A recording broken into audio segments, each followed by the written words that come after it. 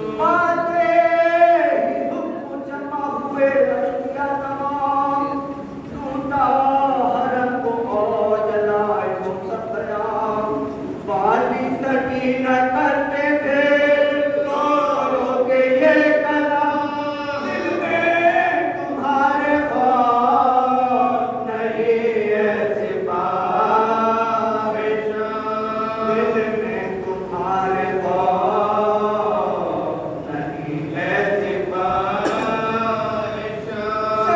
سیلانیوں کے واسطے آب و گدا نہیں کرتے ہو ظلم کیوں تمہیں خوف خدا نہیں کرتے ہو ظلم کیوں تمہیں خوف خدا نہیں آیا فرید شکر سکینہ کے نہ سہا بندے اتارے گانا سے ہو گیا تمام مفتر کی سمت روکے یہ کرنے لگی بیان امداد کیجئے میرے للہ باب جان امداد کیجئے میرے للہ باب ظالم ستا رہے ہیں تمہاری حزین کو اب جلد اپنے پاس بلا لو سکینہ کو اب جلد اپنے پاس بلا لو سکینہ کو بابا ہماری آپ نے اب تک نہیں خبر ان ظالموں نے کر دیا ہم کو بدنظر بھیا کے قادیانے لگاتے ہیں اہل شر بابا تماشے بانتا ہے شکر بات کو بابا تماشے بانتا ہے شکر بات کو قیدی بنا کے ہم کو یہ ظالم پھرائیں گے ارے دربار میں یہ دیکھ کے ہم لے کے جائیں گے دربار میں یہ دیکھ کے ہم لے کے جائیں گے میں کیا کہوں کہ شکر ستم کرنے کا کیا افسوس ایک رسی میں سب کو جکڑ دیا اونٹوں پہ ان کو لے کے چلا پھر وہ بے حیا اہل حرم میں شوق ہوا محمد اہل حرم میں شوق ہوا محمد الٹا ہوا شہید نوازا رسول سرجن کے دیکھو جاتا ہے کل بابتول کا سرجن کے دیکھو جاتا ہے کل بابتول اب آگے اس طرح سے روایت میں ہے لکھا حفے میں آئے جب حرم شاہ کربلا سب مردن کھڑے تھے تماشے کو جا بنا شمر لعین ہنسے کہتا تبر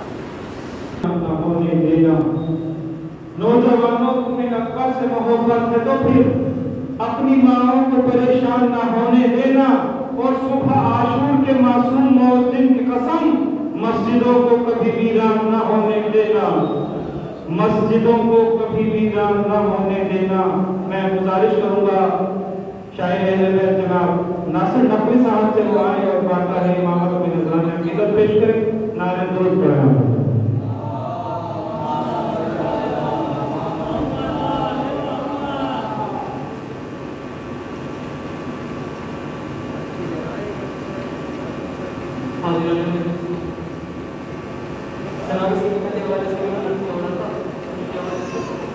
دامن صبر میرے ہاتھ سے چھوٹا ہی نہیں کہ دامن صبر میرے ہاتھ سے چھوٹا ہی نہیں میں نے محفوظ بزرگوں کا قرینہ سیکھا تو جیسے دادا نے رکھا نام پھوپھی کا زینب ویسے بابا نے میرا نام سکینہ رکھا ویسے بابا نے میرا نام سکینہ رکھا خانوں سے میں ضرور کہ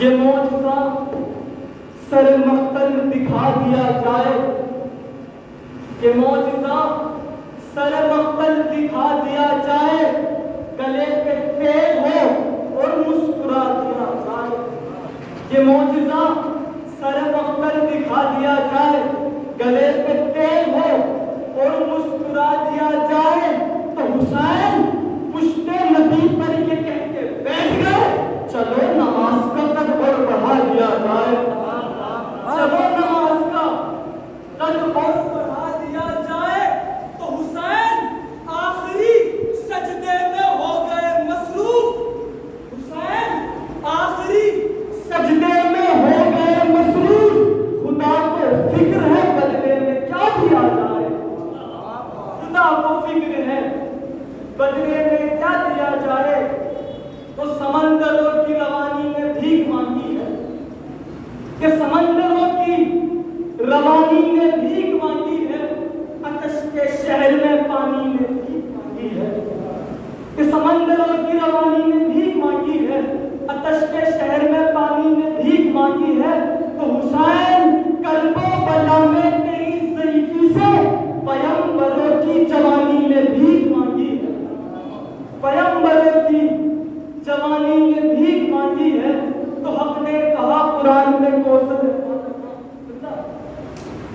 کہ حق نے کہا قرآن میں کوثر ہے فاطمہ اللہ کے حجاب کی چادر ہے فاطمہ اللہ کے حجاب کی چادر ہے فاطمہ تو لیتے ہیں جہاں آ کے ملائک بھی اجازت سارے جہاں میں بس وہ تیرا در ہے فاطمہ سارے جہاں میں بس وہ تیرا در ہے فاطمہ تو مانگتا جو منہ سے تو مل جاتا فدق بھی تو مانگتا جو منہ سے تو مل جاتا فدق بھی خود میں سخاوتوں کا سمندر ہے فاطمہ خود میں سخاوتوں کا سمندر ہے فاطمہ تو ناصر نہ پوچھ ان کے فضیلت کی بلندی ناصر نہ پوچھ ان کے فضیلت کی بلندی احمد نے خود کہا میری مادر ہے فاطمہ بابا سے بتا نعرے سے مادر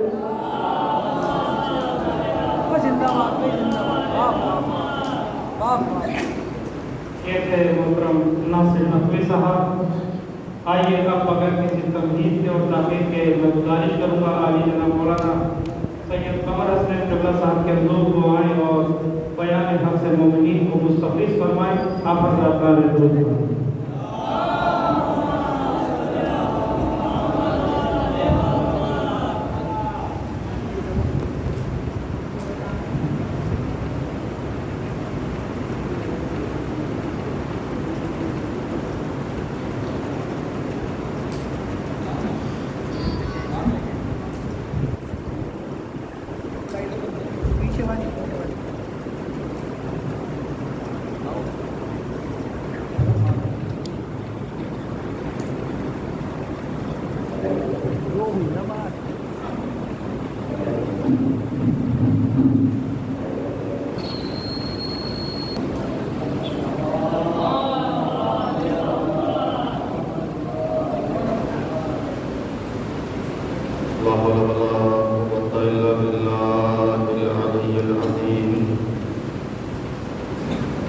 أعوذ بالله من الشيطان اللعين الرجيم بسم الله الرحمن الرحيم الحمد لله الذي هدانا لهذا وما كنا لنهتدي لولا أن هدانا الله لقد جاءت رسل ربنا بالحق مولانا ومولا الثقلين محبوب رب المشرقين جد الحسن والحسين بالقاسم محمد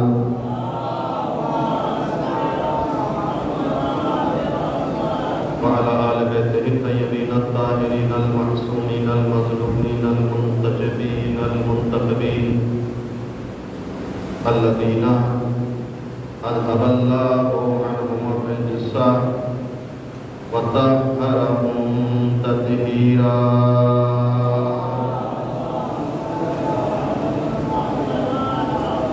لعنة الله على أعدائهم وقتلتهم وغاصبي حقوقهم ومنكري فضائلهم المنحرفين عنهم والشاكين فيهم من الآن إلى قيام يوم الدين أما بعد فقد قال الله تبارك وتعالى في كتابه المبين وهو أصدق القائلين وقوله الحق بسم الله الرحمن الرحيم إن شر الدواب عند الله الصم البكم الذين لا يعقلون صلوات محمد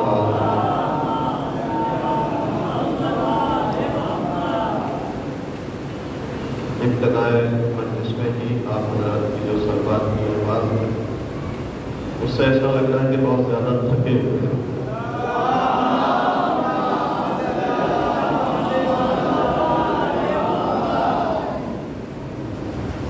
اسی آیت کو سرنامہ سخن قرار دیا جس کے ذیل میں کل کچھ باتیں ہم خدمت میں پیش کی ہیں ارشاد رب العزت ہو رہا ہے جو انسان تعقل نہ کرے جو انسان تفکر نہ کرے جو انسان غور و فکر نہ کرے وہ ہمارے نزدیک کیڑے اور مکوڑوں سے بنتا ہے عزیزان محترم اسلام میں مقام عقل کیا ہے مقام معرفت کیا ہے عقل کی کیا اہمیت ہے اور تعقل اور تفکر کو کتنا اسلام نے اہم قرار دیا ہے اس بات کا اندازہ صرف یہاں سے لگایا جا سکتا ہے کہ قرآن مسلسل ہر صفحے پر نہیں ہر دوسرے صفحے پر اس طرح کے الفاظ اور صیغے استعمال کر رہا ہے افلا یعقلون افلا تعقلون افلا یتفکرون افلا یذکرون اور فکر کیوں نہیں کرتے تعقل کیوں نہیں کرتے تفکر کیوں نہیں کرتے عقل کی کیا اہمیت ہے اور عقل خدا کے نزدیک کیا مقام رکھتی ہے میں انشاءاللہ وہ سلسلہ جس کا میں نے آپ سے وعدہ کیا آپ کی خدمت میں اسی کو پڑھوں گا لیکن متن تمہیداً ایک روایت تاکہ اپنی بات کو متصل کر سکوں ایک سوال ہے محمد وعلیہ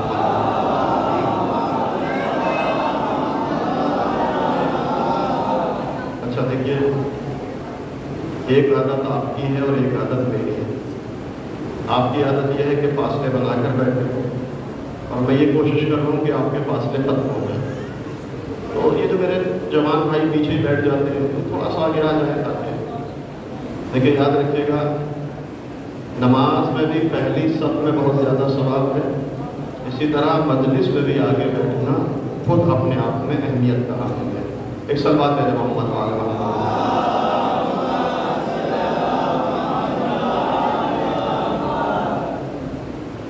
اسلام میں مقام عقل کیا ہے اور اللہ کے نزدیک عقل کا مقام ہے روایت کہتی ہے کہ جب اللہ نے عقل کو خلق کیا اذا خلق اللہ العقل اللہ نے جب اللہ خلق کیا عقل کو ثم قال اقبل، عقل کو خلق کرنے کے بعد اللہ نے عقل سے کہا آگے بڑھو، فاقبل، عقل آگے بڑھ گئی. ثم قال ادبر، اس کے بعد کہا پیچھے ہٹو. عقل کو خلق کیا اللہ نے، عقل سے کہا آگے بڑھو، عقل آگے بڑھ گئی. ثم قال ادبر، اس کے بعد اللہ نے عقل سے کہا کہ پیچھے ہٹو، فادبر، عقل پیچھے ہٹ گئی. یہ عقل کی خصوصیت ہے، جب کہا آگے بڑھو عقل آگے بڑھ گئی، جب کہا پیچھے ہٹو عقل پیچھے ہٹ گئی. لیکن اللہ نے پھر جہل سے کہا، جہالت سے کہا، فاقبل، جہل آگے بڑھ گیا. ثم قال ادبر، پھر اللہ نے جہل سے کہا کہ پیچھے ہٹو. وہ جہالت ہی کیا جس میں عقل نہ پائی جاتی ہے. سلمان میرے محمد وآل محمد.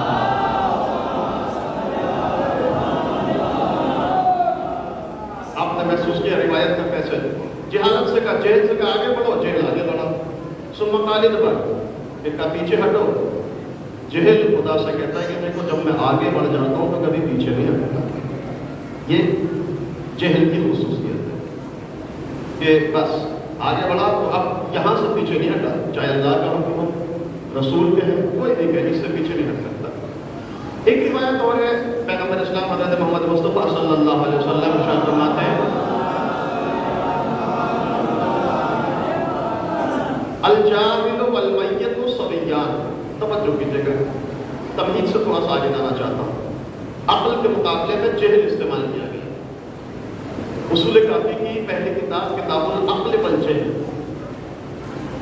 روایت کہتی ہے کہ پیغمبر فرماتے ہیں الجاہل والمیت صبیان، جاہل اور مردہ ایک جیسے ہوتے ہیں.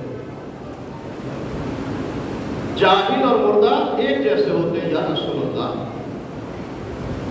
جاہل زندہ ہے، کھاتا ہے، پیتا ہے، چلتا ہے، سارے کام انجام دیتا ہے. مردہ مر چکا، آپ زندہ کو مردہ سے کیوں تشبیہ دے رہے ہیں؟ جاہل تو زندہ ہے، آپ اچھے خاصے انسان کو مردہ سے تشبیہ دے رہے ہیں یا رسول اللہ. توجہ کیجیے، کیوں تشبیہ دی گئی؟ جاہل کو مردہ سے، جاہل والمیت صبیان، جاہل اور مردہ بالکل ایک جیسے پیغمبر کی نگاہ میں. یا رسول اللہ جاہل سے مردے کو تشبیہ، مردے کو جاہل کی برابر کیوں قرار دے رہے ہیں؟ تو یہ وجہ شباہت کیا ہے، وجہ تشبیہ کیا ہے؟ کہ دیکھو تم مردے کو دیکھو، جب انسان مر جاتا ہے جب تک اس کے بدن میں حرارت باقی رہتی ہے تو اس کے بدن میں لچک اور نرمی بھی باقی رہتی ہے. توجہ کیجیے گا، آپ نے دیکھا ہوگا کسی کا انتقال ہوا، تھوڑی دیر تک بدن میں جب تک حرارت ہے آپ اس کے پیر کو پھیلا سکتے ہیں، ہاتھ کو پھیلا سکتے ہیں، آنکھوں کو بند کر سکتے ہیں، روح تبلا روح کر سکتے ہیں، جیسا چاہے بدن کو، اس کے بدن کے اندر ایک نرمی، ایک لطافت اور ایک لچک پائی جاتی ہے. توجہ کیجیے گا. لیکن تھوڑی دیر گزر گئی اور بدن ٹھنڈا ہو گیا. آدھا گھنٹہ 40 منٹ کے بعد یا جتنی دیر کے بعد بھی جیسے ہی مرنے والے کا بدن ٹھنڈا ہوا تو اب آپ اس کو کسی بھی سمت میں حرکت نہیں دے سکتے. اگر ہاتھ ٹیڑھا ہے تو ٹیڑھا رہے گا، پیر سکڑا ہوا ہے تو سکڑا رہے گا، آنکھیں کھلی ہیں تو کھلی رہیں گی. توجہ کیجیے گا، آپ کتنی بھی کوشش کر لیں اب اس مردے کے بدن میں وہ لچک اور نرمی نہیں پائی جاتی. اب وہ سختی آ جاتی ہے، اس کے اندر ایک اکڑن پیدا ہو جاتی ہے مردے کے اندر. آپ نہ ہاتھ سیدھا کر سکتے ہیں، نہ پیر سیدھا کر سکتے ہیں. توجہ کیجیے گا، یہ آپ کے سامنے حالات ہیں مردے کے ظاہری اعتبار سے. جب تک بدن میں حرارت ہے، نرمی ہے، جب بدن سے حرارت ختم ہوئی، بدن ٹھنڈا ہوا تو بدن میں اکڑن پیدا ہو جاتی ہے. پیغمبر کیا کہتے ہیں؟ الجاہل والمیت صبیان، جاہل اور مردہ ایک جیسے ہوتے ہیں. پیغمبر یہ بتانا چاہتے ہیں جس طرح مردے میں عقل پائی جاتی ہے اسی طرح جاہل میں بھی عقل پائی جاتی ہے. توجہ کیجیے گا، جس طرح مردے میں عقل پائی جاتی ہے اسی طرح جاہل میں بھی عقل پائی جاتی. ہاں، اگر کوئی پڑھا لکھا بھی سماج اور سوسائٹی میں ہو، خود کو پڑھا لکھا کہے لیکن کردار میں عقل اور تکبر پایا جائے تو پیغمبر کہہ رہے ہیں اس کو پڑھا لکھا نہ سمجھنا، وہ ہمارے نزدیک سب سے بڑا جاہل ہے. صلوات محمد وآل محمد.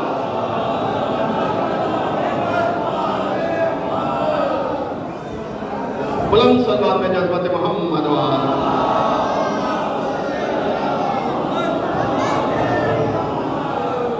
عقل کی علامت ہے کہ عقل تابع فرمان الہی ہے. جہل کی علامت ہے کہ جہل اکڑ جاتا ہے. اللہ نے عقل سے کہا عقل آگے بڑھو، عقل آگے بڑھ گئی. اللہ نے عقل سے کہا پیچھے ہٹو، عقل پیچھے ہٹ گئی. لیکن جب جہل سے کہا آگے بڑھو، جہل آگے تو بڑھا. لیکن جب کہا پیچھے ہٹو تو جہل کہتا نہیں، پیچھے نہیں ہٹنے والا. اب اللہ کہتا ہے وَبِعِزَّتِي وَجَلَالِي، مجھے اپنے عزت و جلال کی قسم، میں نے عقل سے بہتر کوئی چیز خلق نہیں کی. چونکہ عقل تابع ہے، عقل مطیع ہے، عقل فرمانبردار ہے. میں نے عقل سے اچھی اپنی مخلوقات میں کوئی چیز پیدا نہیں کی. تو یہ مقام عقل ہے اسلام ہے. توجہ کیجیے گا. قرآن دعوت تدبر دے رہا ہے، دعوت تفکر دے رہا ہے. غور و فکر کرو، سوچو، سمجھو، عقل سے کام لو. تھوڑی دیر کا غور و فکر سال بھر کی عبادتوں سے بہتر. اب آپ ذرا غور کیجیے، میں گزشتہ کل کے بیان سے متصل ہو رہا ہوں. دعوت تعقل بھی دی گئی، قرآن میں فکری سچوں کو بھی بیان کیا. دیکھو دنیا میں اس کے مناظر میں غور و فکر کرو، گزشتہ امتوں کے واقعات میں غور و فکر کرو، اپنے نفس اور اپنے ضمیر کے بارے میں غور و فکر کرو. اور دو چیزیں جس کے بارے میں ممانعت پابندی، خبردار انسان گناہ کے بارے میں غور نہ کرنا. تیرے لیے مناسب نہیں تو گناہ کے بارے میں فکر. تعقل اور تفکر بہترین چیز، لیکن ہر چیز کے بارے میں فکر کرنا مناسب نہیں ہے. سب سے پہلی چیز، انسان تیرے لیے مناسب نہیں کہ تو گناہ کے بارے میں غور و فکر کرے. من تفکر فکرہ باللذات، مولا فرماتے ہیں من تفکر فکرہ باللذات غلبت علیہ. جو گناہ کے بارے میں سوچتا ہے گناہ اس پر غالب آ ہو جاتا ہے. میں نے کل عرض کیا تھا فکر مقدمہ ہے عمل کا. پہلے انسان فکر کرتا ہے پھر عمل انجام دیتا ہے. لہذا اسلام نے فکر پر پابندی لگا دی. یہ پہلی چیز ہے. توجہ. اب دوسری چیز، اب دیکھیں یہاں سے بیان اور تھوڑا سا سخت ہونے جا رہا ہے، مگر انشاءاللہ امید ہے ان مجالس سے امام حسین کے صدقے میں اللہ نے ہماری قوم کو شعور، آگاہی اور معرفت عطا کی. انشاءاللہ امید ہے اگر بلند آواز میں سب بات بھیجیں گے تو انشاءاللہ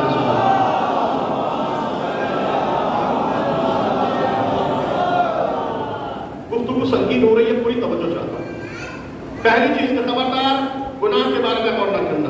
دوسری چیز، انسان تیرے لیے مناسب نہیں کہ تو ذات خدا کے بارے میں سوچے، تو خدا کی ذات کے بارے میں غور کرے. تو خدا کے لیے خدا کی ذات ہے کیا، وہ بنا کس چیز سے ہے، اس کا مادہ کیا ہے، اس کا مٹیریل کیا ہے. انسان ذات خدا کے بارے میں سوچتا ہے، انسان ہر چیز کے بارے میں سوچتا ہے. انسان یہ مادی زندگی میں زندگی گزارتا ہے، مٹیریل کی زندگی گزارتا ہے. ہر چیز کو مادی نگاہوں سے دیکھتا ہے، مٹیریل کی نگاہوں سے دیکھتا ہے. اللہ کی ذات کو بھی ان مادی نگاہ سے دیکھنے کی کوشش کرتا ہے. ذات خدا ہے کیا، اللہ کی حقیقت ہے کیا، وہ بنا کس چیز سے ہے، وہ کب سے ہے، کب تک رہے گا. یہ سارے سوالات انسان کے ذہن میں آتے ہیں. لیکن مولا امیر المومنین حضرت علی بن ابی طالب علیہ السلام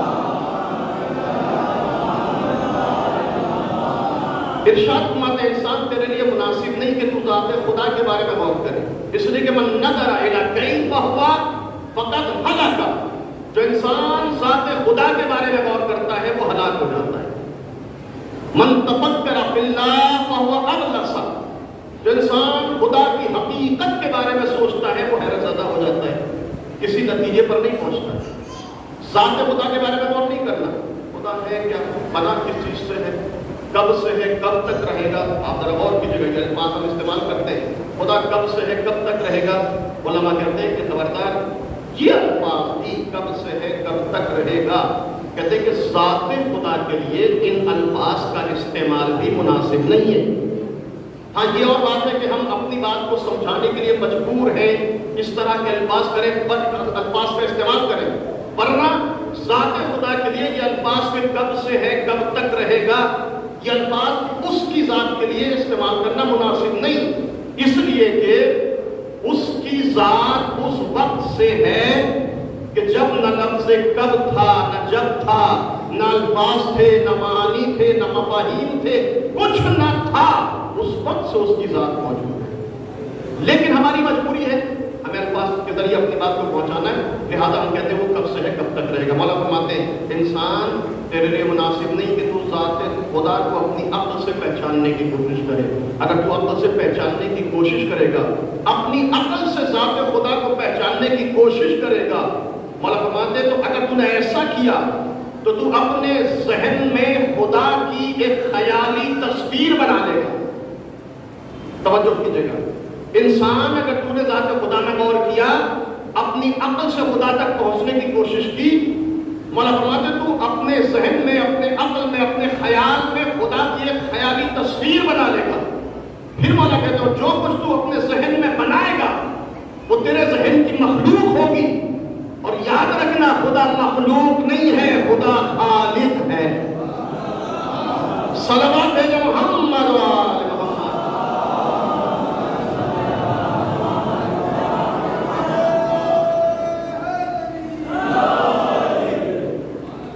لہذا انسان مناسب نہیں. من نظر، توجہ کیجیے گا، میں نے کہا تھا کہ گفتگو سنگین ہے لیکن توجہ کیجیے گا. من نظر ہمارا فرماتے ذات خدا میں غور نہیں کرنا. من نظر ہے کئی کو فقط ہلاکا، جو بھی ذات خدا میں غور کرتا ہے ہلاک ہو جاتا ہے. من تفکر باللہ فہو ابلسا، جو خدا کی ذات میں غور کرتا ہے وہ حیرت زدہ، کسی نتیجے پر نہیں پہنچتا. جو ذات خدا میں غور کرتا ہے پتہ ہے کیا ہوتا ہے؟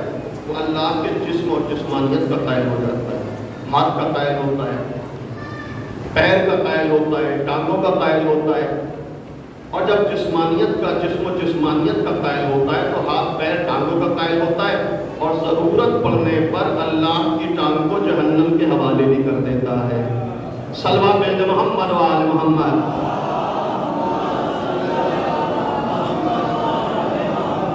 آپ کو عالم اسلام میں ایسے بہت سارے فرقے ملیں گے جو اللہ کی جسم و جسمانیت کے قائل ہوئے. کیوں؟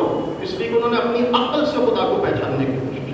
ہاں اللہ کی معرفت حاصل کرنی ہے. میں نے کل آپ کی خدمت میں عرض کیا، اللہ کی معرفت حاصل کرنی ہے تو خبردار اس کی ذات میں غور نہ کرنا، اس کی آیات میں غور کرو، اس کی مخلوقات میں غور کرو، اس کی موجودات میں غور کرو، اس کی مصنوعات میں غور کرو. جتنا اس کی موجودات اور مصنوعات میں غور کرو گے اتنا پوری اس کی معرفت حاصل ہوتی چلی جائے. لیکن خبردار اس کی ذات میں نہیں غور کرنا ہے کیسا. لیکن یہ توجہ کیجیے گا، یہ انسان ہے. ہمارا کہتے ہیں خبردار انسان تیرے لیے مناسب نہیں کہ تو ذات خدا میں غور کرے، تو خدا کے بارے میں سوچے، خدا کی اس کی حقیقت کیا ہے، اس کی ذات کیا ہے، کب سے ہے، کب تک بنائے. مولا فرماتا ہے کہ تو نے عقل کے ذریعے خدا تک پہنچنے کی کوشش کی تو یہ ناممکن ہے کہ تو اس کی معرفت حاصل کر پائے. اس لیے کہ دیکھ، تیری عقل بعد میں ہے، اس کا وجود پہلے ہے. بلکہ تیری عقل کو وجود عطا کرنے والا بھی وہی ہے. اس نے تیری عقل کو خلقت وجود کیا ہے، لہذا اپنی عقل سے نہ پہنچنا اس تک. اچھا، اب یہ انسان توجہ کیجیے گا یہاں سے. ہم سب مادی زندگی گزارتے ہیں، مٹیریل کی زندگی میں. چاروں طرف ہمارے مٹیریل ہے، مادی انسان ہے. اس مٹیریل کی نگاہ سے خدا کو دیکھتا ہے، مادی نگاہوں سے خدا کو تلاش کرنا شروع کرتا ہے. خدا ہر جگہ دیکھا خدا کو، خدا کہیں نظر نہ آیا. جب انسان نے اس مادی نگاہ، ظاہری نگاہ سے خدا کو دیکھا تو خدا کہیں بھی اس انسان کو نظر نہیں آیا. یہ انسان بے چین ہو گیا. پالنے والے ہر جگہ تجھے تلاش کیا، ہر جگہ تجھے ڈھونڈا، لیکن تو کبھی کہیں ہمیں نظر نہ آیا. آسمانوں میں دیکھا بلندی تھی تو نہ تھا، زمین میں دیکھا وسعت تھی تو نہ تھا، ستاروں میں دیکھا چمک دمک تھی تو نہ تھا. یہ انسان پریشان ہے چونکہ ظاہری آنکھوں سے اس نے خدا کو دیکھا، مادی نگاہوں سے ذات خدا کو تلاش کرنے کی کوشش کی. جب خدا کہیں نظر نہ آیا انسان بے چین ہو کر کہتا ہے پالنے والے آسمانوں میں دیکھا بلندی تھی تو نہ تھا، زمین میں دیکھا وسعت تھی تو نہ تھا، ستاروں میں دیکھا چمک دمک تھی تو نہ تھا، درخت میں دیکھا فطرت تھی تو نہ تھا، پھولوں میں دیکھا خوشبو تھی تو نہ تھا، غنچوں میں دیکھا مہک تھی تو نہ تھا، ڈالیوں میں دیکھا لچک تھی تو نہ تھا، آدم میں دیکھا علم تھا تو نہ تھا، نوح میں دیکھا تقویٰ تھا تو نہ تھا، موسیٰ میں دیکھا ہیبت تھی تو نہ تھا، عیسیٰ میں دیکھا زہد تھا تو نہ تھا، یوسف میں دیکھا حسن تھا تو نہ تھا، دریا میں دیکھا روانی تھی تو نہ تھا، زلیخا میں دیکھا جوانی تھی تو نہ تھا، محمد میں دیکھا جمال تھا تو نہ تھا، علی میں دیکھا کمال تھا تو نہ تھا. پالنے والے ہر جگہ دیکھا تو ہمیں کہیں نظر نہ آیا. آواز قدرت آئی، میرے بندے تو نے مجھے دیکھا ہی نہیں. ہاں دیکھنے کی کوشش تو کی لیکن دیکھنے میں بڑی غلط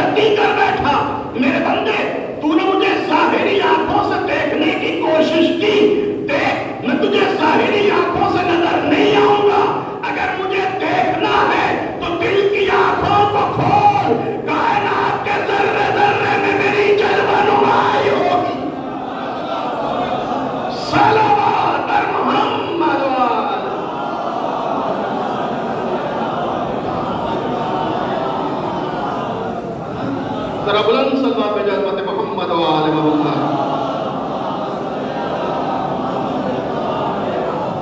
میرے بندے دیکھنے کی کوشش تو کی لیکن غلطی کر دی، تو نے اپنی ظاہری آنکھوں پر بھروسہ کیا، تو نے مادی نگاہوں سے دیکھا۔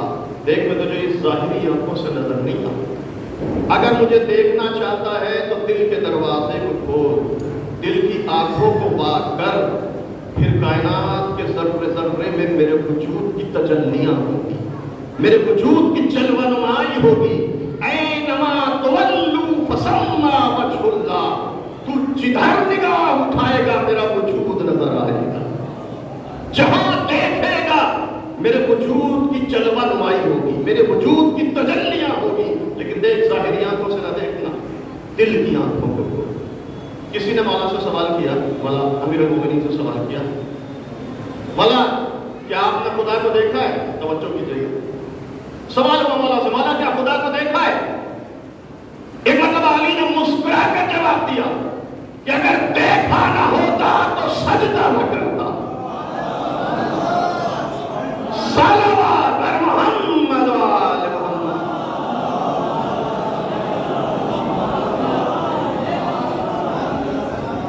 ما کنت اعبد لم ارى ربا، میں ایسے خدا کی عبادت نہیں کرتا جس کو دیکھا نہ ہو، میں ایسے خدا کا سجدہ نہیں کرتا جس کو میں نے دیکھا نہ ہو۔ یا علی آپ نے خدا کو دیکھ لیا مگر ہمیں تو خدا کہیں نظر نہ آئے۔ علی جواب دیں گے مشکل تمہاری یہ ہے کہ تم ظاہری آنکھوں پر بھروسہ کر کے اس کے نور کو تم کی تلاش میں نکلے ہو۔ نہیں نہیں، دل کی آنکھوں کو کھولو، پھر ہر جگہ وہ نظر آئے گا۔ ظاہری آنکھوں سے تمہیں نظر نہیں آ سکتا تو خدا ذات خدا کا شعر خوبصورت ہے سلسلے میں جو توحید ذات کو بیان کر رہا ہے۔ ہزار ہاں ہے پتے اس کے لا پتہ وہ نہیں، یہ اور بات ہے پاتا نہیں پتا کوئی۔ صلوات بھیجو محمد و آل محمد۔ ہاں اگر اسے ڈھونڈنا ہے، اس کے پتے کو حاصل کرنا ہے تو دل کی آنکھوں کو کھولو، ہر ذرے میں اس کی جلوہ نمائی ہوگی۔ میرے بندے تو نے مجھے دیکھا نہیں، دیکھنے میں غلطی کی، ظاہری آنکھوں پر بھروسہ کیا، میں تجھے نظر نہیں آؤں گا۔ ہاں تو مجھے دل کی آنکھوں سے دیکھتا تو ہر جگہ میں نظر آتا۔ میرے بندے اگر میں آسمانوں میں نہ ہوتا تو بلندی کہاں سے آتی؟ میرے بندے اگر آسمانوں میں نہ ہوتا تو بلندی نہ ہوتی، اگر زمین میں نہ ہوتا تو وسعت نہ ہوتی، اگر درخت میں نہ ہوتا تو فطرت نہ ہوتی، اگر گنچوں میں نہ ہوتا تو مہک نہ ہوتی، اگر ڈالیوں میں نہ ہوتا تو لچک نہ ہوتی، اگر آدم میں نہ ہوتا تو علم نہ ہوتا، نوح میں نہ ہوتا تو تقویٰ نہ ہوتا، موسیٰ میں نہ ہوتا تو ہیبت نہ ہوتی، عیسیٰ میں نہ ہوتا تو زہد نہ ہوتا، یوسف میں نہ ہوتا تو حسن نہ ہوتا، دریا میں نہ ہوتا تو روانی نہ ہوتی، زلیخا میں نہ ہوتا تو جوانی نہ ہوتی، محمد میں نہ ہوتا تو جمال نہ ہوتا، علی میں نہ ہوتا تو کمال نہ ہوتا۔ صلوات بر محمد و آل۔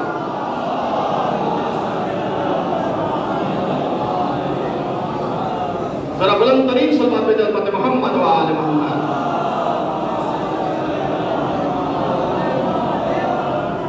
ذرا دل کی آنکھوں کھول، ہر جگہ ہر وجود میں، ہر ذرے ذرے میں میرا وجود تجھے نظر آئے گا، میرے وجود کی تجلیاں نظر آئے گی۔ لیکن دیکھ ظاہری آنکھوں سے مولا فرماتے من نظر الی کیف ہوا، جو ظاہری آنکھوں سے دیکھتا ہے فقد ہلاک، وہ ہلاک ہو جاتا ہے۔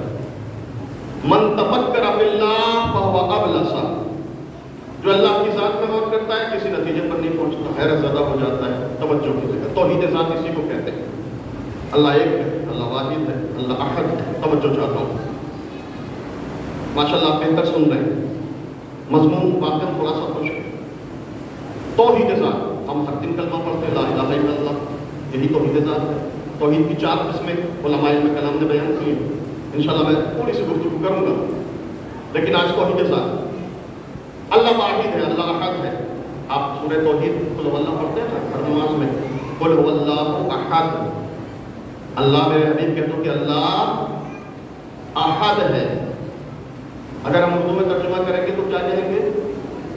قل هو اللہ احد، میرے حبیب کہتے ہو کہ اللہ ایک ہے۔ لفظ احد کا ایک ترجمہ کیا جاتا ہے، در حالی کہ ایک واحد کا ترجمہ ہے، احد کا ترجمہ نہیں ہے۔ واحد کو عربی میں ایک کہا جاتا ہے، احد کا بھی ہم ایک ہی ترجمہ کرتے ہیں۔ کسی بھی زبان کو دیکھ لیجئے، قرآن کریم کا جو ترجمہ ہوا ہے کسی بھی لینگویج میں، سب نے احد کا یہی ترجمہ کیا کہ کہہ دو میرے حبیب اللہ ایک ہے، درحالی کہ یہ واحد کا ترجمہ ہے، احد کا ترجمہ نہیں۔ ساری زبانوں کی مجبوری ہے کہ وہ لفظ احد کا ترجمہ کر ہی نہیں سکتی، چونکہ ایک یعنی واحد، احد اس کو بھی ہم ایک کہہ رہے ہیں۔ بڑا فرق ہے احد اور واحد میں، توحید ذات، واحد اور احد میں بڑا فرق ہے۔ اللہ کی توحید کو قرآن نے لفظ واحد کے ذریعے بھی بیان کیا، انما الہکم الہ واحد، تمہارا خدا واحد ہے، ایک ہے۔ روایات میں بھی لفظ واحد بیان کیا گیا۔ کیوں؟ اللہ کہتا ہے کہ دیکھو پہلے لفظ واحد کو سمجھ لو، تب جا کر تمہاری سمجھ میں لفظ احد آئے گا۔ پہلے واحد کو سمجھنے کی کوشش کرو تاکہ لفظ احد سمجھ میں آ جائے۔ کیا فرق ہے واحد میں اور ایک میں؟ توجہ چاہتا ہوں۔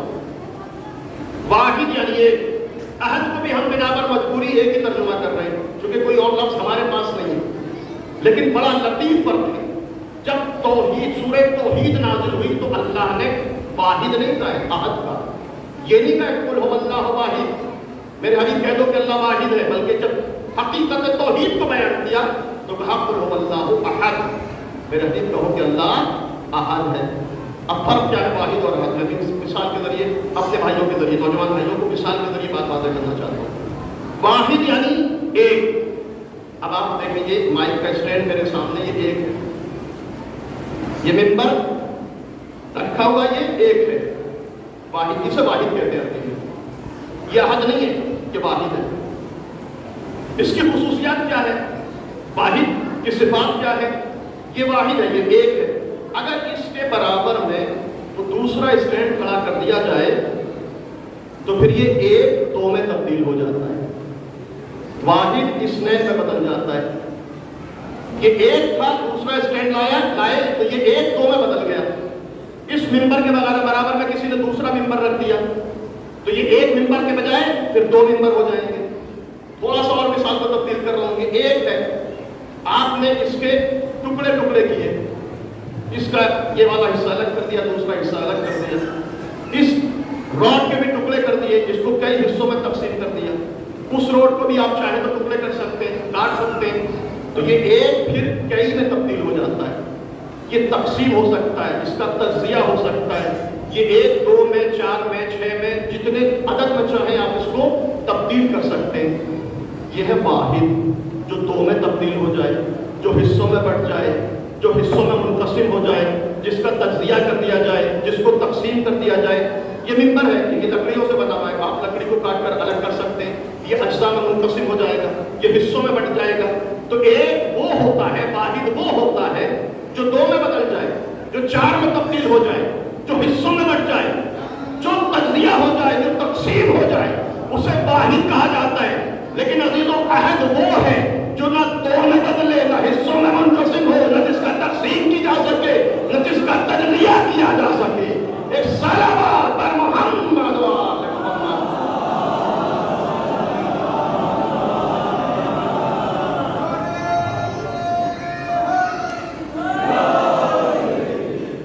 بلند صلوات پہ جذبت محمد و آل محمد۔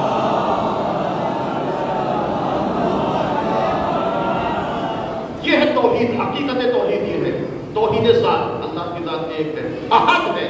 یہ ایک ہم کہتے ہیں ہماری مجبوری ہے، لیکن وہ احد ہے۔ توجہ چاہتا ہوں، وہ ایسا ایک ہے جو دو نہیں ہو سکتا، وہ ایسا ایک ہے جو حصوں میں نہیں بٹ سکتا، وہ ایسا ایک ہے جس کا تجزیہ، جس کی تقسیم نہیں کی جا سکتی۔ یہ توحید ہے۔ یہی وہ ہے جس کے بارے میں مولا کہتے ہیں کہ دیکھو اس کی ذات میں غور نہیں کرتا، اس کو پہچاننا ہے تو اس کی آیات میں غور کرو، اس کی موجودات میں غور کرو، اس کی مصنوعات میں غور کرو، لیکن خبردار اس کی ذات میں غور نہیں کرنا۔ اگر ذات میں غور کیا تو ہلاک ہو جاؤ گے۔ یہ توحید ہے۔ اب آپ ایک واقعہ توحید کے سلسلے میں، بعض اوقات سوشل میڈیا پر اس طرح کی باتیں ہوتی ہیں، میرے نوجوان بھائی موجود ہیں، میں توحید کسے کہتے ہیں؟ پیغمبر اسلام جزیرہ نمائے عرب میں تشریف لائے، مبعوث برسالت، پہلا نعرہ جو پیغمبر نے بلند کیا، قولوا لا الہ الا اللہ تفلحون، لا الہ الا اللہ کہو یعنی خدا کی وحدانیت کے قائل ہو جاؤ، تم کامیاب ہو جاؤ گے۔ توجہ چاہتا ایک ایسی سلوات بھیجیں کہ جس کی آواز خواتین تک پہنچ جائے اور وہ خاموش ہو جائے۔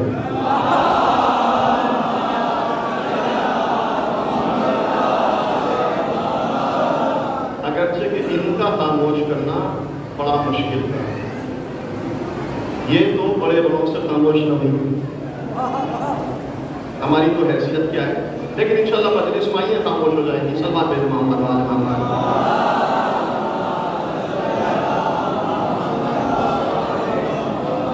ویسے بھی شاید یہ باتیں ان کے مطلب کی ہو نہیں رہی ہے، لہٰذا باتوں میں مشغول ہو گئے۔ بہرحال توجہ کیجیے گا، مگر ان کے ساتھ بچے ہیں، پیغام توحید ان تک پہنچ جائے، توجہ کیجیے گا۔ پیغمبر اسلام جزیرہ نمایا عرب میں آنے کے فوراً بعد اعلان کیا لا الہ الا اللہ، قولوا لا الہ الا اللہ، ایک خدا کی گواہی، توحید ذات، اللہ کی وحدانیت پہ کلمہ پڑھو تم کامیاب ہو جاؤ گے۔ پیغمبر اسلام نے جب یہ نعرہ بلند کیا، یہ نعرہ مکے کی سرحدوں سے نکل کر دور و دراز دوسرے علاقوں میں، دوسرے محلوں میں، شہروں میں، گلیوں اور کوچوں میں یہ نعرہ گیا۔ کہتے ہیں کہ مکے سے چند کلومیٹر کے فاصلے پر ایک قریہ، ایک گاؤں ہے جہاں ایک یہودی عالم رہتا ہے جس کو اپنے علم پر بڑا ہو، بے پناہ مغرور عالم یہودی۔ اچھا یہ بھی یاد رکھیے گا بات توحید کی ہو رہی ہے، اللہ کی وحدانیت۔ پیغمبر نے ایسے ماحول میں توحید کی دعوت دی، توحید کا نعرہ بلند کیا کہ جہاں بہت سارے خداؤں کی خدائی چل رہی ہے، کفار، مشرکین، 360 خداؤں کے قائل، ہر قبیلے کا ایک خدا، جتنا بڑا قبیلہ اتنا ہی بڑا خدا، ہر دن کھانے کعبہ میں ایک خدا کا اضافہ ہو جاتا ہے۔ توجہ کیجیے، ایسے ماحول میں پیغمبر دعوت توحید دے رہے ہیں۔ عیسائی عقیدہ تثلیث کے قائل ہیں، 3 خداؤں کے قائل ہیں، یہودی جناب عزیر کو اللہ کا بیٹا کہہ رہے ہیں۔ ایسے ماحول میں، شرک زدہ ماحول میں پیغمبر نے دعوت توحید، نعرہ توحید بلند کیا، لا الہ الا اللہ، اللہ کے علاوہ کوئی معبود نہیں، اس کے علاوہ کوئی خدا نہیں، اس کی وحدانیت کا کلمہ پڑھو تب تمہیں کامیابی ملے گی۔ ایسے ماحول میں پیغمبر نے، شرک زدہ ماحول میں جہاں کثرت خدا، وہاں اللہ کے رسول نے اللہ کی وحدانیت کا پیغام دیا۔ یہ توحید کا پیغام دوسرے علاقوں پر پہنچا۔ یہودی عالم اپنے گاؤں میں رہتا ہے، اس نے سنا، اس کو پتہ چلا کہ بھائی مکے میں کوئی آیا ہے جس نے دعویٰ نبوت کیا ہے اور اللہ کی وحدانیت کا اس نے پیغام دیا، لا الہ الا اللہ تفلحوا کا نعرہ بلند کیا۔ اس کے ذہن میں آیا کہ اگر پہلے ہی دن اس پیغام توحید کا مقابلہ نہ کیا تو نہ عیسائیت باقی رہے گی نہ یہودیت باقی رہے گی۔ لہٰذا اس نے اپنے ذہن میں سوچا کہ چلو مسئلہ نیا نیا ہے، ابھی تک یہ توحید کا نعرہ بلند ہوا ہے، یہ مسلمان نئے نئے مسلمان ہوئے، توحید ان کی سمجھ میں تو نہیں آئی ہوگی، لہٰذا چلو پہلے ہی مرحلے میں ان مسلمانوں سے ان کی توحید کے بارے میں کچھ سوال کر لیے گئے، اللہ کی وحدانیت کے بارے میں۔ اچھا یہ حقیقت ہے کہ مسلمانوں کا سب سے اہم ترین عقیدہ عقیدہ توحید ہے، سارے عقیدوں کی بنیاد عقیدہ توحید ہے۔ اگر عقیدہ توحید صحیح ہے نا تو عقیدہ رسالت کام آنے والا ہے، نہ عقیدہ ولایت کام آنے والا، نہ عقیدہ معاد اور عقیدہ عدالت کام آنے والا، اگر توحید صحیح ہے۔ لہٰذا توحید بنیاد ہے تمام عقائد کی، تمام اعمال کی بنیاد عقیدہ توحید ہے۔ اس یہودی نے سوچا کہ پہلے ہی مقابلہ کیا جائے۔ توجہ کیجیے، چند سوال اس نے اپنے ذہن میں سوچے اور آیا مکے میں۔ آنے کے بعد کہتا ہے کہ مسلمانوں میں نے سنا ہے کہ تمہارے نبی نے ایک خدا کی عبادت کی دعوت دی ہے، وحدانیت کی دعوت دی ہے۔ مسلمانوں میں تمہارے خدا کے بارے میں تم سے کچھ سوالات کرنا چاہتا ہوں۔ اچھا یہ بات صحیح ہے کہ یہ جو نئے نئے مسلمان ہوئے ہیں ابھی توحید ان کی سمجھ میں نہیں آئی، یہ کردار پیغمبر سے، اخلاق پیغمبر سے متاثر ہو کر مسلمان ہوئے۔ توحید، کلمہ توحید ان کی زبان پر تو جاری ہے، دل میں توحید نہیں اتری ہے، ابھی حقیقت توحید سے آشنا نہیں ہے، مسلمان توحید سے واقف نہیں ہے، نئے نئے مسلمان ہوئے۔ بلکہ میں جملہ کہتا ہوں کہ آج بھی مسلمان توحید سے واقف نہیں ہے، 1400 سال پہلے کیا واقف ہو گئے۔ آج بھی توحید مسلمانوں کے سمجھ میں نہیں آئی ہے، اس وقت کیا سمجھ میں آئی ہوگی کہ جب اللہ کے رسول نے نئی نئی دعوت توحید دی۔ اب یہ سارے مسلمان، یہودی کہتا ہے کہ میرے 3 سوال تمہارے خدا کے بارے میں، خدا کی وحدانیت کے بارے میں 3 سوال ہیں، کون ہے جو میرے سوالات کے جواب دے؟ توجہ کیجیے گا، مسلمان بیٹھے، نیا نیا اسلام آیا، نئے نئے مسلمان ہوئے، یہودی سوال کر رہا ہے تمہارے خدا کے بارے میں 3 سوال. یہ مسلمان کہتے بتاؤ کیا سوال ہے؟ یہودی بھی بڑا چالاک اور ماہر ہے، اس سے پتا ہے کہ یہ توحید کے بارے میں کچھ نہیں جانتے. پہلے ہی دن اس طرح سے آیا کہ میں سوال کروں گا، میرے سوالات کے جواب نہیں ملیں گے، نتیجے میں اسلام کی نعوذ باللہ میں عزتی ہوگی اور یہودیت کی برتری ثابت ہو جائے گی. اس باطل خیال سے آیا مکے میں چند مسلمانوں کو جمع کر کے کہتا کہ میں تمہارے خدا کے بارے میں کچھ سوال کرنا چاہتا ہوں، میرے 3 سوال تمہارے خدا کے بارے میں. مسلمان کہتے بتاؤ کیا سوال ہے؟ اب توجہ کیجیے گا میرے نوجوان دوست، سنیں، توحید بڑا سخت موضوع ہے لیکن سنیں. یہودی کہتا مسلمانوں میرا پہلا سوال تمہارے خدا کے بارے میں، تمہاری ذات خدا کے بارے میں، توحید کے بارے میں، وحدانیت کے بارے میں میرا پہلا سوال تم سے یہ ہے کہ مسلمانوں تم یہ کہتے ہو کہ خدا وجود رکھتا ہے اور عقل یہ کہتی ہے کہ ہر وجود سے پہلے کوئی نہ کوئی چیز موجود ہوتی ہے. مسلمان یہ بتاؤ تمہارے خدا کے وجود سے پہلے کون سی چیز موجود تھی؟ اب ذرا سوال سمجھ میں نہیں آیا. مسلمانوں تم یہ کہتے ہو کہ خدا موجود ہے، عقل یہ کہتی ہے کہ ہر وجود سے پہلے کوئی نہ کوئی چیز موجود ہوتی ہے. بتاؤ تمہارے خدا کے وجود سے پہلے کون سی چیز موجود ہے؟ میں مثال کے ذریعے واضح کرتا ہوں، پھر وہی مثال میرے سامنے مائک کا اسٹینڈ رکھا ہے، اس کا وجود ہے. اس سے پہلے کوئی نہ کوئی چیز موجود تھی جس سے یہ مائک کا اسٹینڈ مل کر بنا. کوئی مٹیریل، کوئی دھات، کوئی لوہا، اسٹیل، کوئی معدن، وہ چیزیں موجود تھیں جس سے یہ وجود میں آیا. یہ ممبر وجود رکھتا ہے، اس سے پہلے لکڑی، کیلیں، فیویکول، اس طرح کی چیزیں تھیں جن سے یہ ممبر وجود میں آیا. یہ مثال. اب پھر سوال، مسلمانوں تم یہ کہتے ہو کہ خدا وجود رکھتا ہے، عقل یہ کہتی ہے کہ ہر وجود سے پہلے کوئی نہ کوئی چیز موجود ہے. بتاؤ خدا سے پہلے کون سی چیز موجود ہے؟ اب بیچارے مسلمان کیا بتائیں؟ اگر کہیں کہ خدا سے پہلے کوئی چیز موجود ہے تو توحید کا خاتمہ ہو جاتا ہے. خدا تو واجب الوجود ہے، اس سے پہلے تو کوئی چیز موجود نہیں ہو سکتی، وہ ہر چیز کو وجود عطا کرنے والا ہے. اب یہ یہودی کہہ رہا بتاؤ اگر یہ وجود رکھتا ہے تو عقل کہتی ہے ہر وجود سے پہلے کچھ نہ کچھ ہوتا ہے. بتاؤ تمہارا خدا کے وجود سے پہلے کیا ہے؟ سارے مسلمان خاموش، سر جھکائے بیٹھے. اس یہودی کو اور تھوڑا سا حوصلہ ملا کہ میرے سوال کا جواب نہیں ملا. اس نے دوسرا سوال مسلمانوں سے کہا کہ تم یہ اس سوال کا جواب تو نہیں دے سکے لیکن میرا دوسرا سوال ہے. بتاؤ میرا دوسرا سوال یہ ہے کہ تم یہ کہتے ہو کہ خدا وجود رکھتا ہے اور آپ یہ کہتی ہے کہ ہر وجود کا ایک رخ ہوتا ہے، ایک ڈائریکشن ہوتا ہے، ایک جہت اور ایک سمت ہوتی ہے. بتاؤ تمہارے خدا کا رخ کس طرف ہے؟ تمہارے خدا کا ڈائریکشن کس طرف ہے؟ شمال کی طرف ہے، جنوب کی طرف ہے، مشرق کی طرف ہے، مغرب کی طرف ہے. بھئی میرا وجود ہے، میرا رخ آپ کی طرف ہے. آپ کا وجود ہے، آپ کا رخ میری طرف ہے.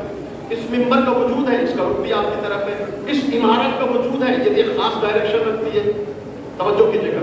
تو ہر وجود کا ایک رخ ہوتا ہے. یہودی کہتا ہے کہ اگر تمہارا خدا وجود رکھتا ہے تو بتاؤ تمہارے خدا کے وجود کا رخ کس طرف ہے؟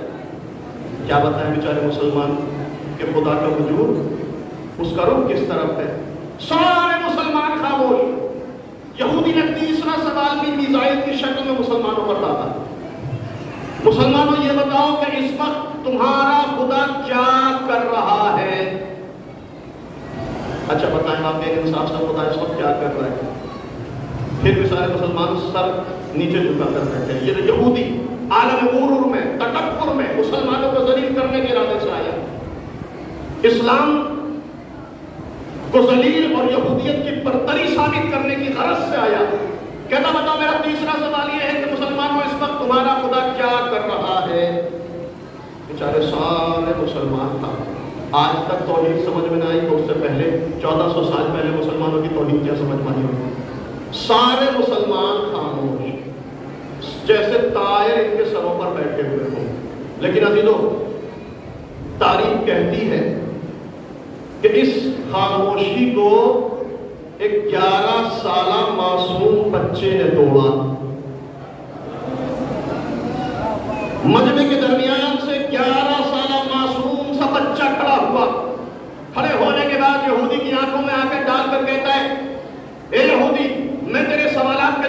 चाहता हूँ। यहूदी आलिम अपने ऊपर बड़ा मफरूर है, बड़ा मुतकब्बिर है, कहता कि तुम्हारे बड़े बड़े मेरे बातों का जवाब न दे सके, तुम मेरी बातों का क्या जवाब दे सकोगे? शायद बच्चे ने जवाब दिया हो, ये बड़े बड़े वो हैं जिनके आबा व अजदाद 40 साल तक बुतों की पूजा करते रहे। मैं तो मुनादिए वहदानियत हूँ, तौहीद की लाज रखने वाला मैं ही हूँ। एक सलवात भेजे मोहम्मद व आले मोहम्मद।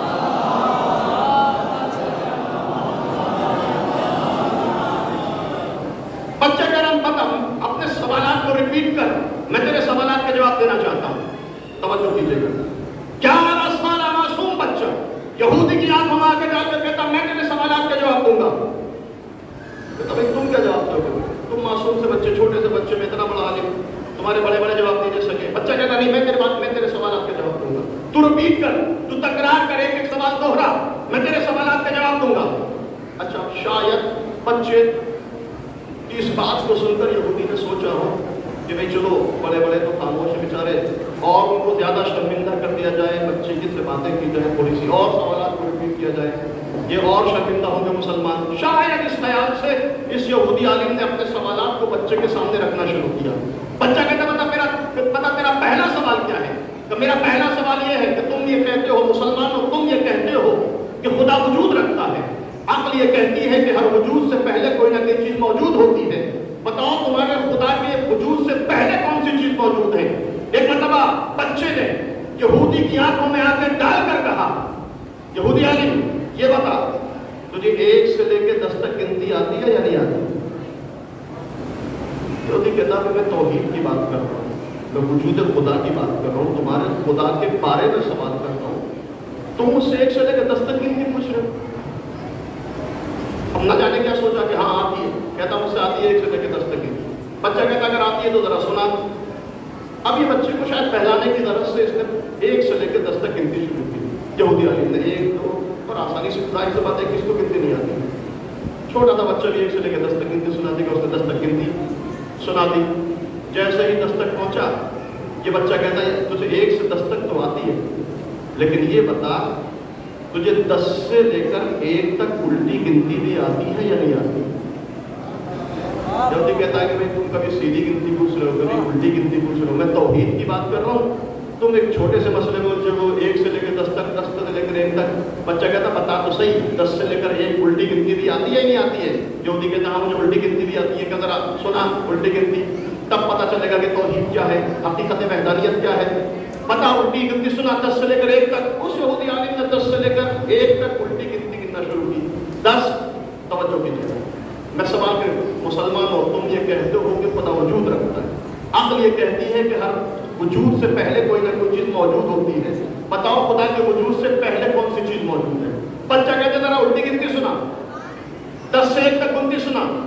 यहूदी ने 10 से 1 तक उल्टी गिनती सुनाना शुरू कर दी। 10, तवज्जो कीजिएगा, 10 9 8 7 आगे चला, गिनती उल्टी गिनना शुरू कर रहा है। 10 9 8 7 आगे चला, आगे चलकर आप 3 2 1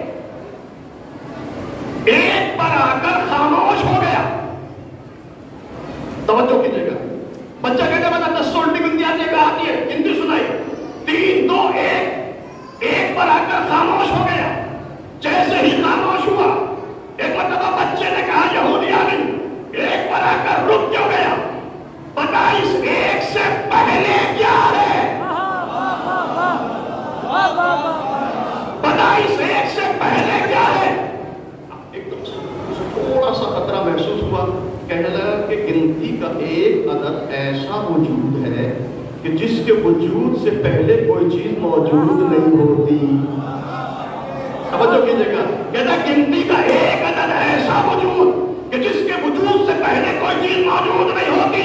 बच्चे ने फौरन मुस्कुरा कर कहा कि जब गिनती का एक मामूली सा अदद ऐसा वजूद कि जिसके वजूद से पहले कोई चीज मौजूद नहीं होती, तो मेरा खुदा तो वो है कि जिसने इस एक को भी वजूद अदा किया है।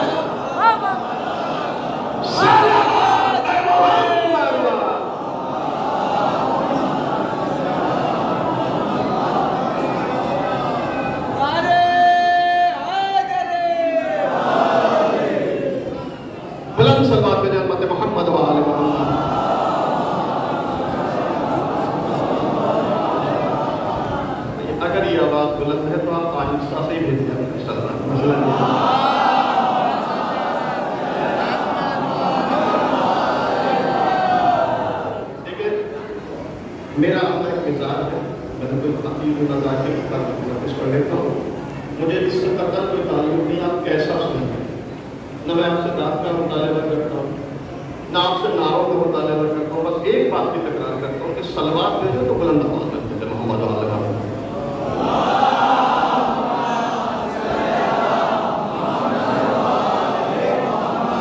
ایک طالب علم والا گفتہ کرو.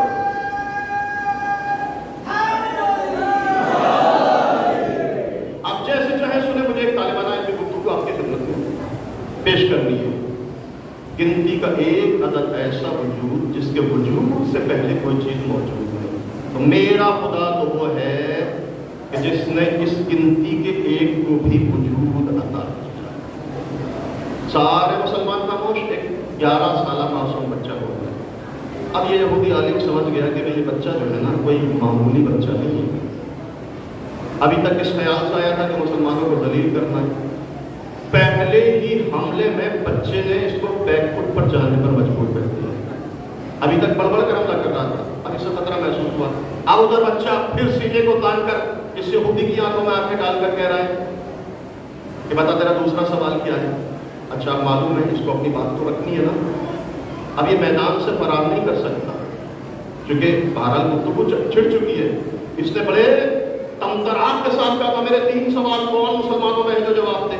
اب یہ بچہ کہہ رہا بتا تیرا دوسرا سوال کیا ہے. اب یہ کہتا میرا دوسرا سوال یہ ہے کہ تم مسلمان ہو, تم یہ کہتے ہو خدا وجود رکھتا ہے, عقل یہ کہتی ہے ہر وجود کا ایک ڈائریکشن, ایک جہت, ایک سمت, ایک رخ ہوتا ہے. بتاؤ تمہارے خدا کا کہ وجود کا رخ کس طرف ہے. توجہ چاہتا ہوں ابھی تو جیسے کا بتاؤ تمہارے خدا کے وجود کا رخ کس طرف ہے. تاریخ کہتی ہے بچہ ایک مرتبہ مجمع کے درمیان سے نکلا, تھوڑی دیر کے لیے باہر گیا, چند منٹ کے بعد واپس آیا, لیکن جب واپس آیا تو اپنے ساتھ ایک شمع لے کر آیا. مسلمانوں تمہارے خدا کا رخ کس طرف ہے, خدا کے وجود کا رخ کس طرف ہے. بچہ واپس آیا, شمع لے کر آیا, شمع کو روشن کیا, شمع روشن ہوئی, شمع روشن ہوئی, شمع سے نور ساطع ہوا, پوری فضا میں نور پھیلتا چلا گیا.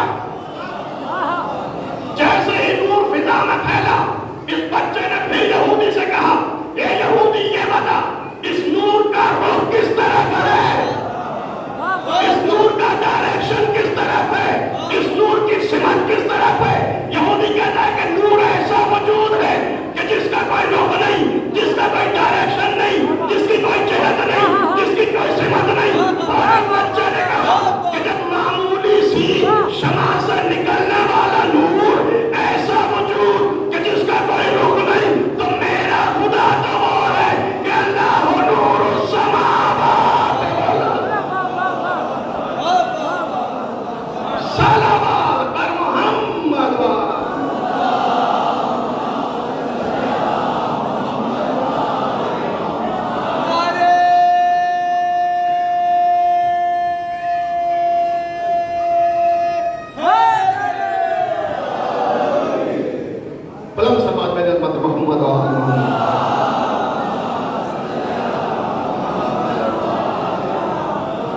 معمولی سی شمع سے جو نور نکلا اس کا کوئی رخ نہیں, اس کے کوئی ڈائریکشن نہیں. میرا خدا اللہ نور السماوات والارض, میرا خدا وہ ہے کہ جس کے وجود کی بنیاد پر یہ پوری کائنات منور ہے, جو پوری کائنات کو منور کرنے والا نور. آپ کو جو شان کبیر میں پڑھتے ماہ رمضان میں یا نور النور یا منور النور یا خالق النور یا نوراً قبل کل نور یا نوراً بعد کل نور یا نوراً لیسا کمثلہ نور. ایک صلوات ہے محمد وآل محمد.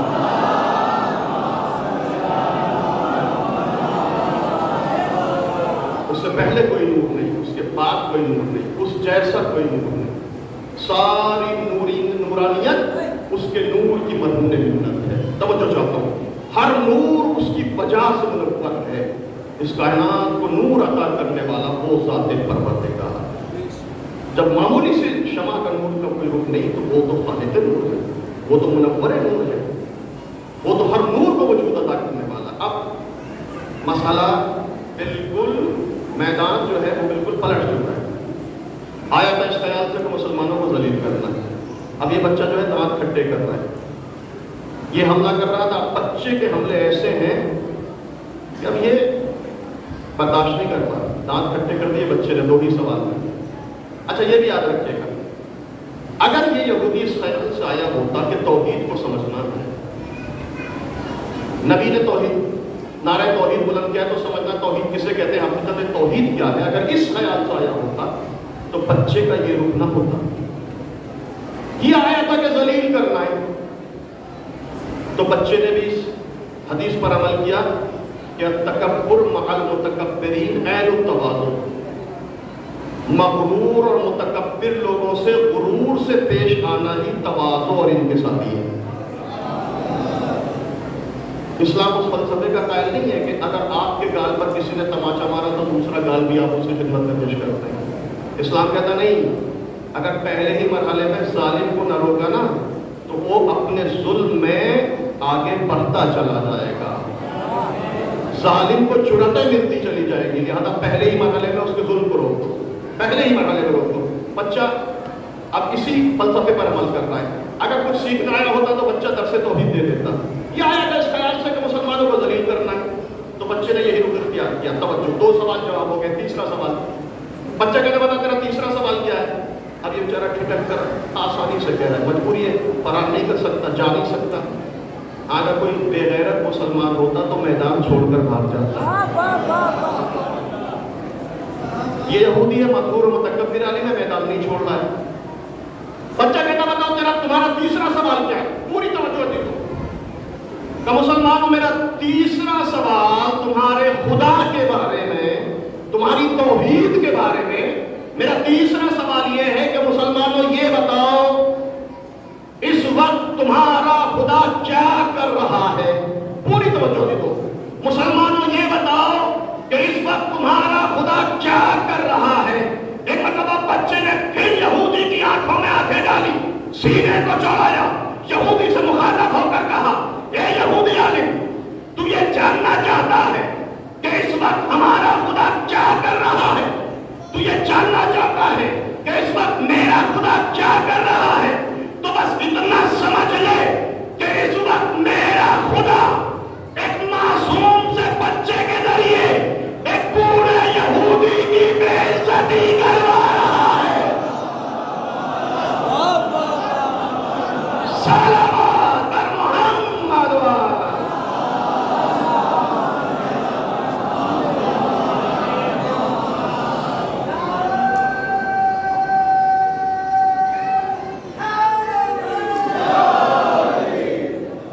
بلند سبات میں حضرت محمد و آل محمد.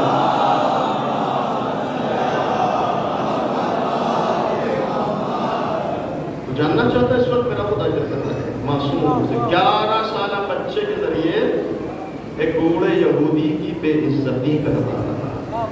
ابھی تو واقعہ مکمل ہو گیا، تاریخ نے اپنے صفحات کو سمیٹ لیا، لیکن باپ بصیرت آنکھوں نے تلاش کرنا شروع کیا کہ وہ بچہ کون تھا، کس کی آغوش تربیت میں پلا تھا، اس کے باپ کا نام کیا تھا، کہاں پیدا ہوا تھا، کس گھرانے کی فرد تھی.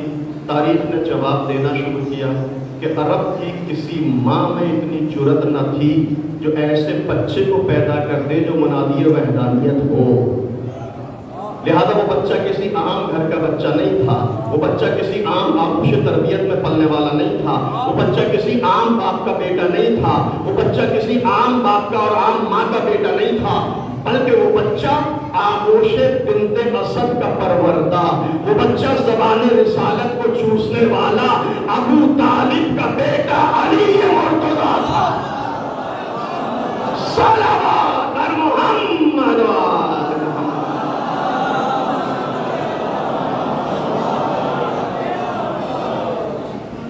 11 سال میں اس بچے نے توحید کی لاج رکھی، وحدانیت کی لاج رکھی، خدا کی عظمتوں پر حرف پا رہا تھا.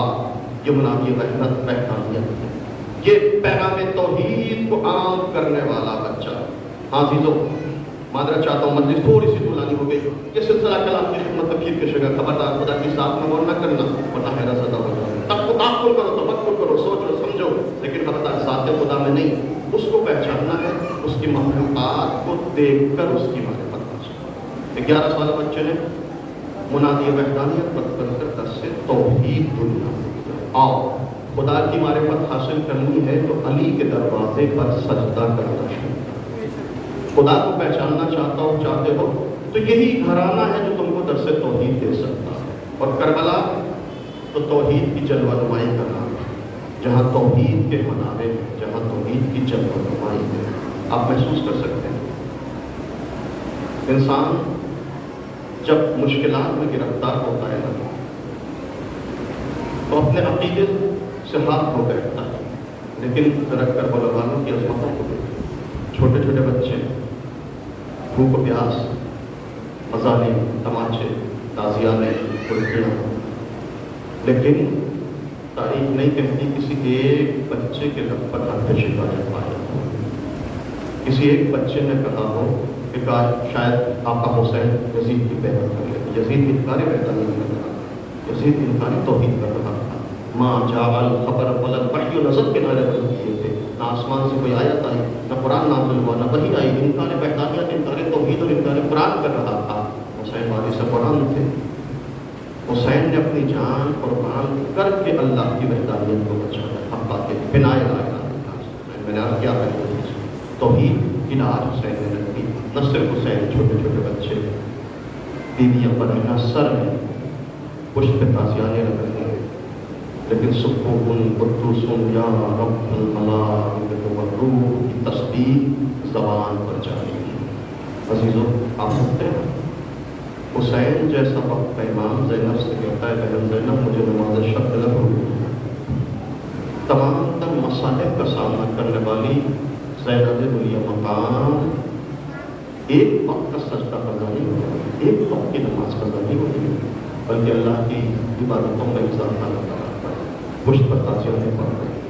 ظالموں کے تماچے چھوٹے چھوٹے بچوں کے رخساروں پر پڑھ رہے ہیں، لیکن وحدانیت کی شمع جلاتا ہوا جلتا ہوا قافلہ کربلا سے کوفے پہنچ گیا. عزاداروں زینب کوفے میں داخل کی جا رہی ہے، زینب کوفے میں لائی جا رہی ہے. کس انداز سے زینب کوفے میں آئی آپ جانتے ہیں؟ زینب 2 مرتبہ کوفے میں آئی. زینب 2 مرتبہ کوفے میں آئی گئی ہے. تاریخ ہے یہ.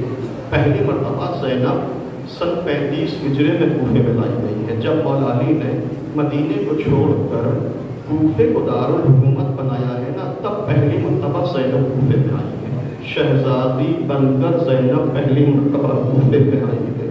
یہ زینب کا پہلی مرتبہ کوفے آنا ہے، لیکن دوسری مرتبہ سن 61 ہجری میں اسیر بنا کر زینب کوفے میں لائی گئی ہے. اجرکم اللہ، بڑا فرق ہے پہلی مرتبہ میں اور دوسری مرتبہ میں. یہی ایک روایت ہے، زحمت تمام کر رہا ہوں. حضرات آپ جانتے ہیں جب زینب 35 ہجری میں کوفے میں آئی ہیں تو کیسے آئی ہیں؟ مولا کائنات نے امام حسن کو مدینے بھیجا ہے. میرے لال حسن جاؤ، میری بیٹی زینب کو کوفے لے کر آؤ، میری بیٹی زینب کو کوفے میں بڑے احترام سے لانا. امام حسن مدینے تشریف لائے، زینب علیہ مقام کو اپنے ساتھ لیا. کوفے کے دروازے پر جب واپس پہنچے ہیں نا چند دن کے بعد، تو آپ جانتے ہیں کس انداز سے زینب کو کوفے میں لے کر آئے ہیں. تاریخ کہتی ہے کہ جب امام حسن جناب زینب کو لے کر کوفے کے دروازے پر پہنچے تو ابھی صبح کا وقت تھا، سورج نمودار ہو چکا تھا، بازار کھل چکے تھے. امام حسن نے مولا کائنات کو خط لکھا، پیغام دیا، بابا زینب علیہ مقام کو لے کر کوفے میں آ رہا ہوں. بابا بتائیے کب زینب کو لے کر کوفے میں آؤں، کس وقت زینب کو کوفے میں داخلہ دوں. ایک مرتبہ مولا نے پلٹ کر امام حسن کو پیغام دیا، میرے لال حسن دیکھو ابھی دن کا سورج نمودار ہوا ہے، ابھی بازار کوفہ کھلا ہوا ہے، ابھی نامحرموں کا ہجوم ہے، ابھی بلوائے عام ہے، بازاروں میں رونق ہے، دکانیں کھلی ہوئی ہیں. میرے لال حسن دیکھو ابھی میری لال زینب کو، میری بیٹی زینب کو ابھی کوفے میں لے کر نہ آنا. ہاں جب سورج غروب ہو جائے، جب بازار بند ہو جائے، جب لوگ اپنے گھروں کو چلے جائے، جب سناٹا چھا جائے، جب اندھیرا پھیل جائے، تب میری بیٹی زینب کو کوفے میں لے کر آنا. ادھر سورج غروب ہوا، بازار بند ہو گئے، اندھیرا چھا گیا. حسن ابن علی زینب علیہ مقام کو اس احترام کے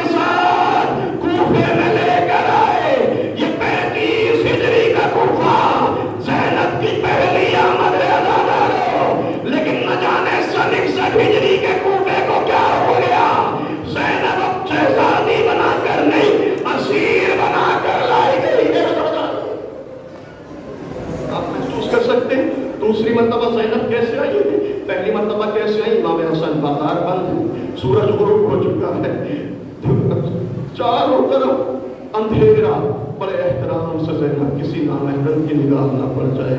ये ज़ैनब की पहली आमद है ज़्यादा रफ़े में, लेकिन ज़ैनब की दूसरी आमद।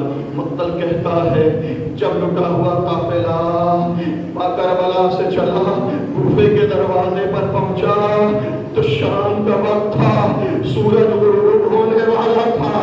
उमर साद ने अपने सिराज को पैगाम दिया, ए अमीर, अली की बेटी को कैदी बना कर लाया हूँ अमीर। ए अमीर बता कर ज़ैनब को कूफे में लेकर आओ।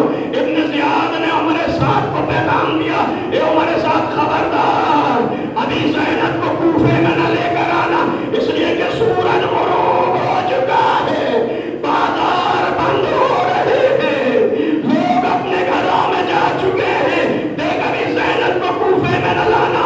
हाँ, जब कल दिन का सूरज नमूदार हो जाए, जब बाजार खुल जाए, जब नामहरमों का हुजूम हो, तब अली की बेटी को कूफे में लाना। अरे अज़ादारों, कल का सूरज नमूदार हुआ, ज़ैनब गरीब हो गई, सैयद सज्जाद की बेकसी, नामहरमों का मजमा, बलवाइयों का हुजूम, ज़ैनब बरैना सब बाज़ारे कूफा से गुजारी जा रही है। मुनादी निदा दे रहा है, हाज़िरी ज़ैनब, हाज़िरी रुकैया, हाज़िरी उम्मे कुलसूम।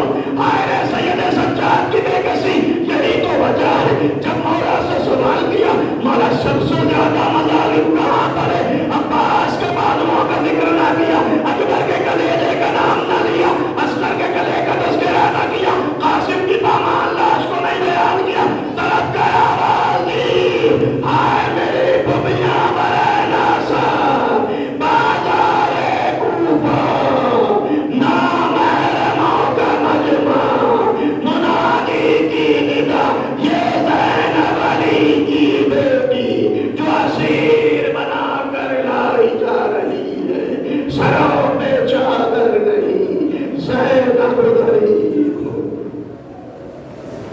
सयअलम अल्लज़ीना ज़लमू अय्य मुनक़लिबिन यन्क़लिबून इला अहलिहिम व इन्ना इलैहि